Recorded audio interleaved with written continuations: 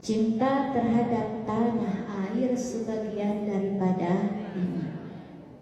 Rasulullah Shallallahu Alaihi Wasallam mau hijrah ke Madinah.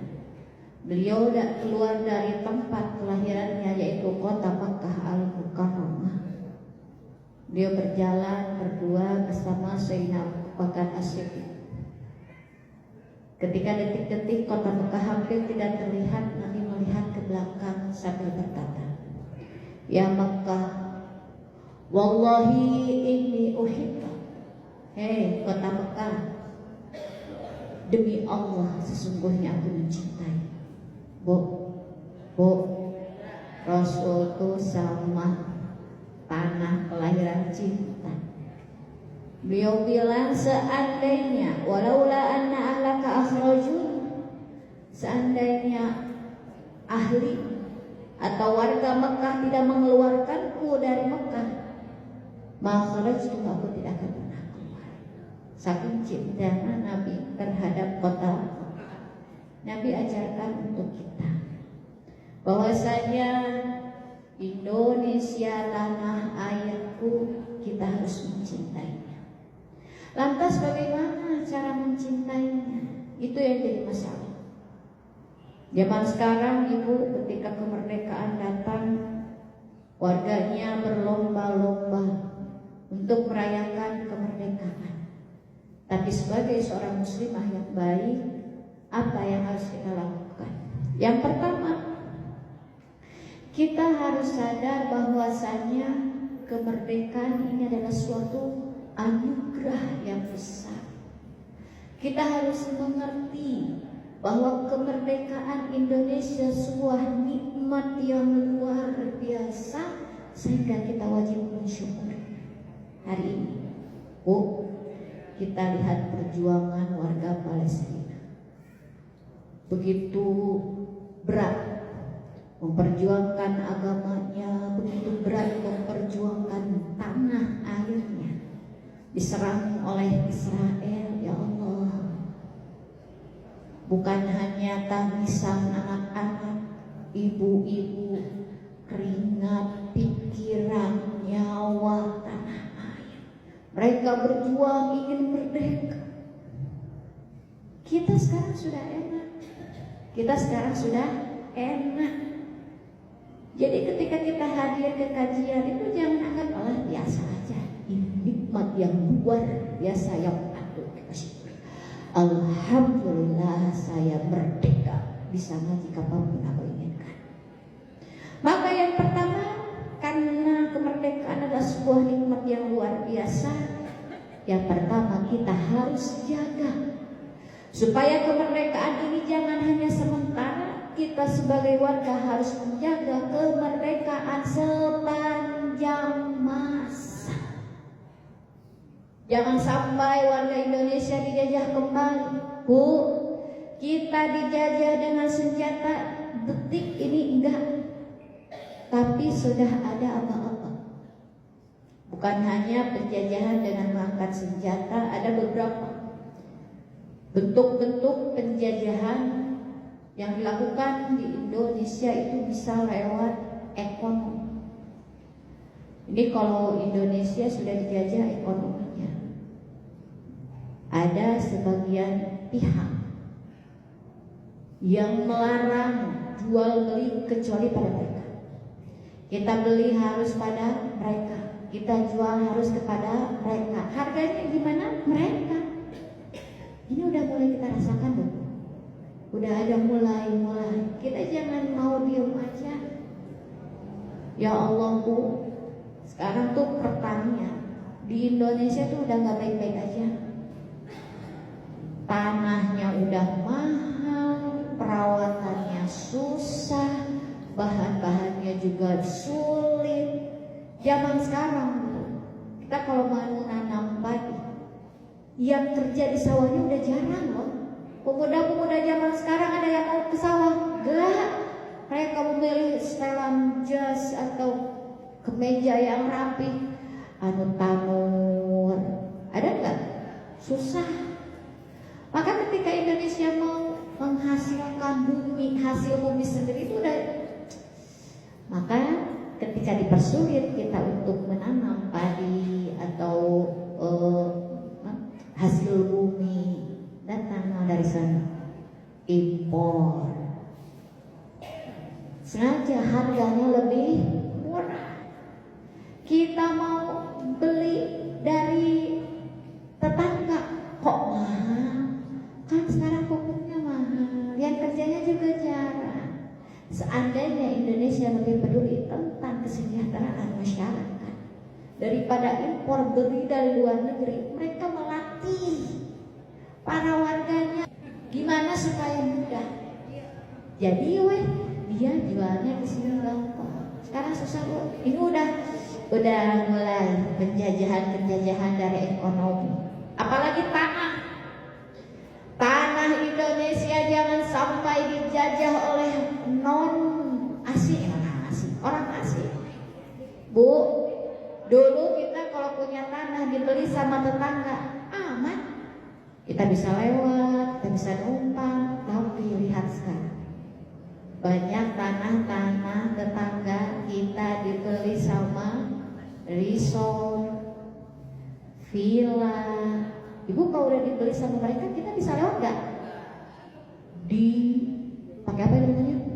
Tembok.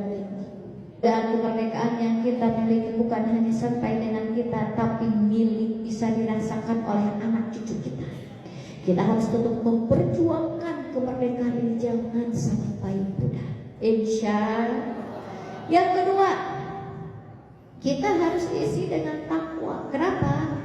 Karena kalau kita melakukan maksiat, Allah akan turunkan musibah. Kenapa sih sekarang banyak musibah? Itu karena orang banyak yang bermaksiat. Zaman dulu hujan gede Bogor, alhamdulillah. Tapi sekarang banjir bandangnya kebagian, karena ternyata di daerah puncak Konono udah begitu banyak kemaksiatan. Dulu meskipun banyak yang bermaksiat, yang ibadah banyak. Sekarang para ulamanya sama Allah udah dipanggil sedikit-sedikit, yang ngajinya juga sedikit-sedikit. Mudah-mudahan Allah memberikan keistiqomahan kita untuk tetap mau belajar, tetap mau beribadah kepada Allah. Para ulama kita Allah panjangkan umurnya, karena mereka lah paku yang akan menyelamatkan di Indonesia, terutama Bogor kita. Amin ya Allah ya Rabbal Alamin.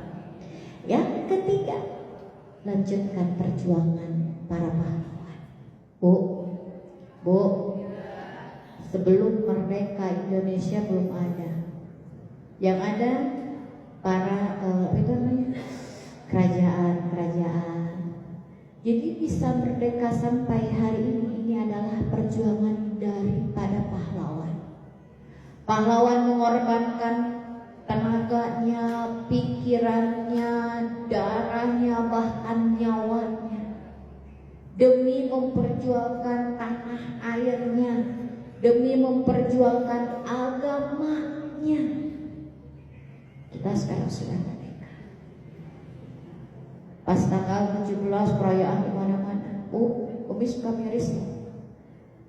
Mi, gimana nih kalau ada perayaan yang merayakan 17 Agustus dengan yang hiburan, tapi di dalam hiburannya itu ada yang mengumbar aura. Merayakan 17 Agustus dengan dangdutan artis dari ibu kota. Atau yang kecil-kecil seperti mengadakan perayaan 17 Agustus supaya lucu, ibu main bola, tapi yang main bola yang laki-laki menggunakan daster istrinya. Lucu gak? Lucu. Tapi di balik kelucuan itu ada hal yang melanggar aturan agama. Laki-laki gak boleh menyerupai perempuan, perempuan gak boleh menyerupai laki-laki. Main bola main bola. Kenapa mesti harus pakai kostum istrinya? Supaya lucu. Ada lagi yang udah dari lama sampai sekarang, panjat pinang. Bu, menurut Umi panjat pinang itu haram loh. Ibu suka lihat panjat pinang? Kenapa haram? Karena harusnya dipinang dulu baru dipanjat. Kebalikan. Ih, Simba gak ngerti, Serina jangan dulu dipinang, jangan dulu dipanjat, dipinang dulu. Tapi memang Bu, kemarin tuh ada banyak tragedi ya dari panjat pinang itu, dari ketinggian baru nyampe turun pegangan, tiba-tiba yang di bawahnya jatuh, dia jatuh langsung innalillahi wa inna ilaihi raji'un. Itu aturan agama. Kalau hal-hal yang membahayakan ya tetap diharamkan. Harusnya enggak. Jadi kalau mau harus ada safety-nya gitu ya. Di bawahnya tuh jangan yang benar-benar harus dikasih kasur gitu ya supaya jatuh empuk gitu kan. Ya harusnya seperti itu. Itu yang kehilangan nyawa gara-gara panjat pinang banyak. Makanya kalau misalkan ada beberapa ulama yang bilang haram, benar-benar haram, bukan yang kayak Umi tadi bilang dipinang dulu baru dipanjat, itu memang membahayakan, harusnya diharamkan. Tapi itu mah dijaga. Tapi Umi suka bayangin gini, seandainya para pahlawan yang mengorbankan nyawanya, mereka dibangunkan kembali lalu ditanya, Pak, kira-kira kamu ridho nggak perayaan yang kamu perjuangkan selama ini dirayakan dengan dangdutan, dengan kemaksiatan, apalagi mabuk-mabukan, perzinahan? Saya yakin mereka akan menjawab tidak itu. Jadi kalau seandainya ibu-ibu Majlis Ta'lim mau ngadain apa itu namanya, Agustusan, ya udah kita tabligh akbar aja, hadiah massal. Kita doakan para pejuang-pejuang kita yang terdahulu supaya mereka tenang, supaya mereka diterima di sisi Allah, supaya Allah angkat derajatnya. Itu akan lebih ditunggu oleh para pahlawan kita. Makanya ini cara kita merayakan kemerdekaan yang pertama tadi apa itu? Bersyukur, menikmati kemerdekaan ini. Yang pertama harus dijaga kemerdekaannya sepanjang masa. Dua, harus diisi dengan takwa. Yang ketiga, lanjutkan perjuangan para pahlawan. Dan yang keempat, cintailah tanah air kita. Jangan abai. Di sini ada yang maksiat loh. Nggak apa-apa, asal jangan aku doang. Itu abai.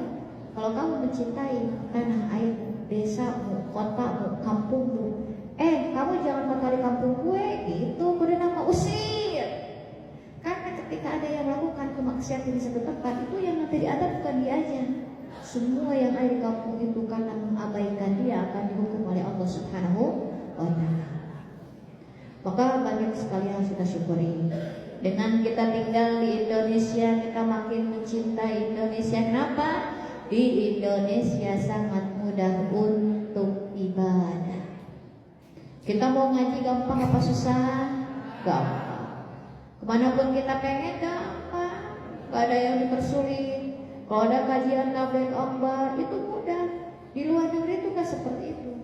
Kalau ada maulidan Bu, izinnya berlapis, dipersulit. Kita mau mudah. Maka bersyukur tinggal di Indonesia, kita mudah untuk beribadah. Bayangkan warga Palestina ini melakukan sholat, miris ya Allah Bu, sholat jumaahan berdiri berjamaah, si Israel datang ditembak ya Allah. Kita mau sholat tinggal enak, males. Orang Palestina mau sholat dengan tenang, selalu dihantui dengan rasa ketakutan karena teror dari musuh yaitu Israel. Umi itu suka bingung, ya Allah gimana ya, kita pengen nolong warga Israel tapi gimana? Salah. Iya, aku pengen nolong warga Israel supaya hancur, gimana caranya gitu. Tapi yang kita inginkan adalah supaya Palestina merdeka. Gimana? Seluruh negara besar udah 147 lebih yang mengakui kemerdekaan kenegaraan Palestina, tapi karena si AS kan anehnya segitu banyaknya pelanggaran kejahatan kemanusiaan, genosida, itu banyak pelanggaran, tapi kan yang bisa berikuti. Umi sampai ya Allah kudu kumaha deui gitunya. Kasihan banget. Kita mau tolongin boro-boro orang yang ada perbatasan, semua bantuan kan yang masuk. Jahatnya Palestina nih, Israel. Kemarin ada 5 sekaligus pers atau wartawan yang ditembak sampai meninggal. Itu